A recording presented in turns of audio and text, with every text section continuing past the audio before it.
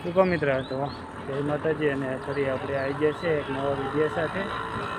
અને મિત્રો ડીઝલ પેટ્રોલને તો અત્યારે આપણે હેડરીએ કે આવી રહ્યા છે અને મળવાના નથી હાવ બંધ થઈ જવાના તો એના માટે આપણે બનાવીએ છીએ કે ડીઝલ પેટ્રોલ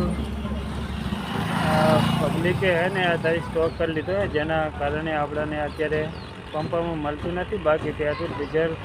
લોટ એ દુનિયાનું ખૂટવાનું છે નહીં બરાબર આપણી સાથે અત્યારે અમદાવાદ છે આપણા મિત્ર બંશી બિશ્નોર તેમની સાથે આપણે વાત કરીએ તો તમે જાણો એ શું કહેવા માગે છે અને ખોટી અફવાઓ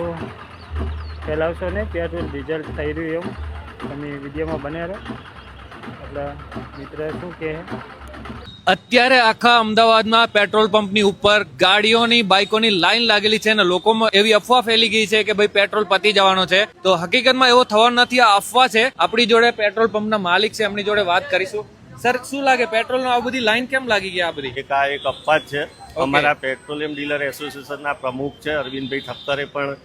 વિડીયો લોન્ચ કર્યો છે એમાં કીધું છે કે કંપની તરફથી કોઈ આવું પેટ્રોલ ઓછું મળશે કે એવું કથી નથી મારા હિસાબે પેટ્રોલ પતી જાય એના પહેલા ભાવ વધશે બહુ ટાઈમ લાગશે આપણી જોડે સ્ટોક પણ છે ભારત સરકાર જોડે તો પેટ્રોલ પતી જવાનું એવું કંઈ નથી આ લોકોમાં પેનિક છે અફવા છે એટલે બધું છે અહીંયા પણ જોઈ શકો તમે કેટલા બધા લોકો છે ગાડીઓની લાઈનો લાગી ગઈ છે આખા અમદાવાદમાં તો મને લાગે રાતે બધો ખાલી પડ્યો રહેશે અહીંયા આરામથી ભરાઈ શકો છો હે એવું થવાનું છે ને